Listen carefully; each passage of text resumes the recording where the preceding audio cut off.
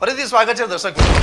તો મિત્રો આ હતા આનંદ ચોકસી, રિમેક્સના ફ્રેન્ચાઇઝી ઓનર, કે જેમને આજે ખૂબ સારી ચર્ચા કરી અને માહિતીઓ પણ આપી કે એક સક્સેસફુલ બ્રોકર માટે એક પ્રેસ્ટિજિયસ બનવા માટે કયા કયા મુદ્દાઓ ધ્યાન રાખવા જોઈએ, અને તેમણે ટિપ્સ પણ આપી કે એક બ્રોકરે પ્રોપર્ટીમાં રિયલ એસ્ટેટમાં એક ડીલ ફાઇનલ થાય પોતાનું તે માટે નહીં, પરંતુ કસ્ટમર્સ માટે સારી પ્રોપર્ટીઓ ઉપલબ્ધ કરવા માટે સારા રેટ માટે શું પ્રયત્નો કરવા જોઈએ તેની ખૂબ સારી માહિતીઓ આપી.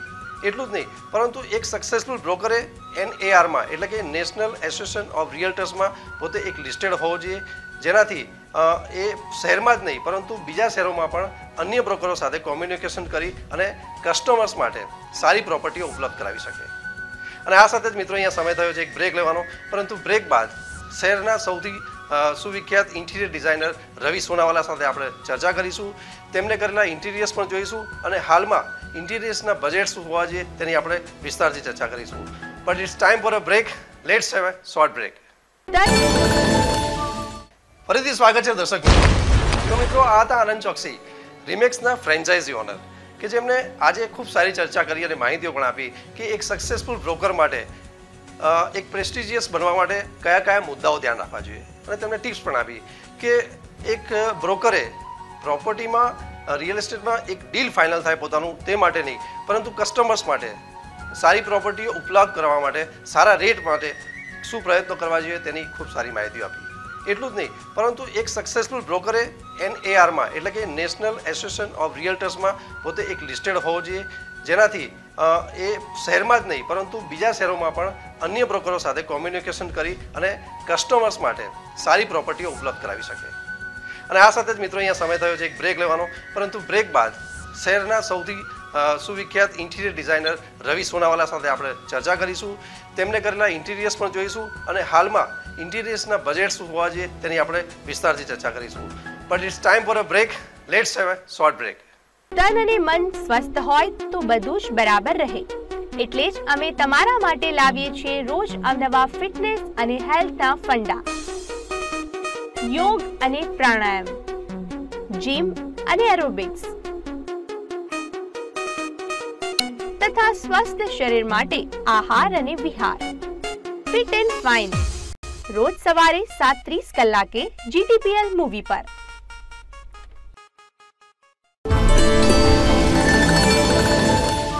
ઇન્ટિરિયર એટલે આમ જોઈએ તો નાનો શબ્દ છે અને આમ જોઈએ તો ઘણો મોટો શબ્દ છે, કારણ કે ઇન્ટિરિયરની જો ડેફિનેશન જોઈએ તો કોઈ પણ વસ્તુને કોઈ પણ જગ્યાને તમે વ્યવસ્થિત સ્વચ્છ રાખો તો એ પણ એક ઇન્ટિરિયરનો ભાગ થઈ જાય છે, અને તમારી જે જરૂરિયાત હોય છે એ જરૂરિયાતને વ્યવસ્થિતપણે તમે મૂકો એ બહુ જરૂરી હોય છે. હવે નવું જે લેટેસ્ટ ફેશન આવી ગઈ કે નવો લેટેસ્ટ ટ્રેન્ડ આવ્યો કે અત્યારે આ બધા જ મોંઘા ઓફિસીસ કે રેસિડન્સ કે એ બધું જે થઈ રહ્યું છે એમાં પણ અમે આ જ કરીએ છીએ. ફરક એટલો છે કે અમે દરેક વસ્તુનો અલગ રીતના ઉપયોગ કરીએ છીએ. પ્લાયવુડ છે, વિનિયર છે, પોલિશ છે, કલર છે, ગ્લાસ છે, સ્ટીલ છે, લેધર છે, આ બધી વસ્તુઓનો ઉપયોગ વ્યવસ્થિત રીતના બેલેન્સ્ડ રીતના કરવો એ બહુ અગત્યનો છે. હવે જેમ આ બધા નવા મોટા બાંધકામો, ઓફિસીસ, રેસિડન્સ અને કોર્પોરેટ્સ બધી થઈ રહી છે, તો એ બધી વસ્તુઓમાં પણ જેમ તમે સારું મટીરિયલ વાપરશો અને એને વ્યવસ્થિત રીતના વાપરશો એ બહુ જરૂરી હોય છે. તો આ બધી જ વસ્તુઓને ધ્યાનમાં રાખીને અમે લોકો ડિઝાઇન્સ કરીએ છીએ. ક્લાયન્ટ્સ હોય એના બજેટને પણ ધ્યાનમાં રાખીને એ પ્રમાણે મટીરિયલનો ઉપયોગ કરીએ છીએ.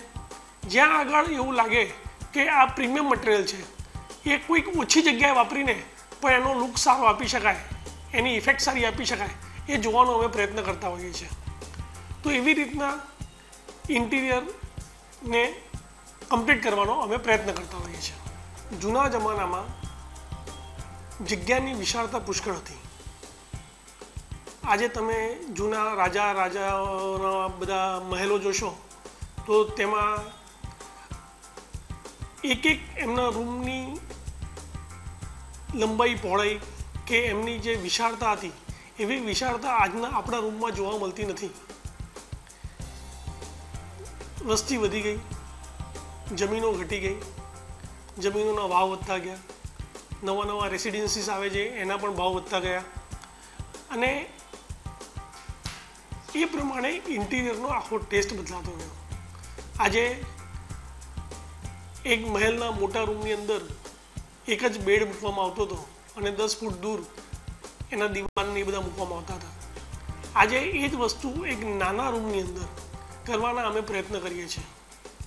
અમદાવાદની અંદર હજુ પણ કે ગુજરાતની અંદર હજુ પણ મકાનો તેમજ ઓફિસીસ સસ્તી મળી રહી છે. એની સરખામણીમાં બોમ્બેમાં આ જ વસ્તુ ખૂબ જ મોંઘી મળી રહી છે. તો ત્યાંનું ઇન્ટિરિયર અને અહીંયાના ઇન્ટિરિયરમાં બહુ જ ફરક છે. જેમ મેં અગાઉ તમને જણાવ્યું એ પ્રમાણે જરૂરિયાત તમારી હોય એ પ્રમાણે એ દરેકે દરેક વસ્તુને વ્યવસ્થિત મૂકવું તેનું નામ ઇન્ટિરિયર કહી શકીએ. એ જ વસ્તુ બોમ્બેમાં તમે જોશો, એક નાના રૂમની અંદર ત્યાં બેડ પણ છે, એ જ બેડ સવારે સોફા પણ થઈ જાય છે, એ જ ની આજુબાજુ નીચે ક્યાંક સ્ટોરેજ પણ હોય છે, અને દરેકે દરેક ઇંચની જગ્યાનો ત્યાં આગળ ઉપયોગ કરવામાં આવે છે. હજુ પણ એ વસ્તુ અમદાવાદમાં આવી નથી. જગ્યા હજુ સસ્તી મળી રહી છે, પરંતુ જેમ જેમ નવી વસ્તુઓ આવવા લાગી છે, નવી વસ્તુઓમાં કેવું છે કે તમે દરેક વ્યક્તિને લેટેસ્ટ કુછ લેટેસ્ટ चाहिए એવી રીતની બધી વાતો કરે છે. એ લેટેસ્ટમાં આપવાનું શું? પહેલાં એવું હતું કે ખાલી લાકડામાં જ ઇન્ટિરિયર થતા હતા. તમે જ્યાં પણ જુઓ, જૂના મકાનો જુઓ કે ગમે તે જુઓ, તો લાકડા સિવાય બીજી કઈ જ વસ્તુઓ ઇન્ટિરિયરમાં વપરાતી નહોતી. બહુ તો પિત્તળનો ઉપયોગ થતો હતો. હવે આખો ટ્રેન્ડ બદલાઈ ગયો. સસ્તી વસ્તુ શોધવાનો પ્રયત્ન થઈ રહ્યો છે. એ જ રીતના પ્રીમિયમ વસ્તુ પણ શોધવાનો પ્રયત્ન થઈ રહ્યો છે. અગાઉ જેમ કીધું એમ steel, copper, brass, aluminium, leather, ગ્લાસની અંદર પણ પુષ્કળ જાતની વેરાયટીઓ છે. એ બધાનો જ ઉપયોગ કરીને અત્યારે ઇન્ટિરિયર કરવામાં આવે છે. કમર્શિયલ જે કોર્પોરેટ્સમાં અમે ઇન્ટિરિયર કરીએ છીએ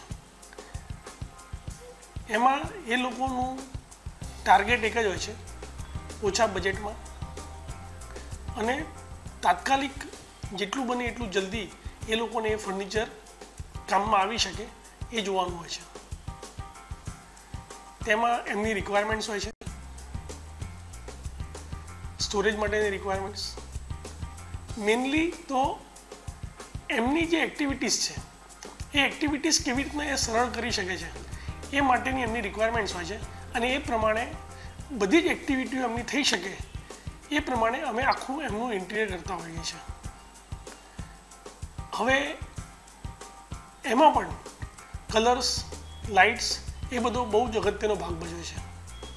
લાઇટ્સ એટલે ટેબલ્સ હોય ત્યાં આગળ એના ઉપર તમે લાઇટ મૂકો, પ્લસ કોઈ પેઇન્ટિંગ્સ હોય કે કોઈ એમનું બ્રાન્ડિંગ્સ હોય એના માટે તમારે લાઇટની ઇફેક્ટ આવે, પ્લસ જે બ્રાન્ડિંગ્સ કરેલા હોય એના બેકગ્રાઉન્ડ્સમાં સારા કલર જોઈએ કે જેના કારણે એમનું બ્રાન્ડિંગ બહાર આવી શકે. આ બધી વસ્તુઓ બહુ ધ્યાન રાખવી પડતી હોય છે.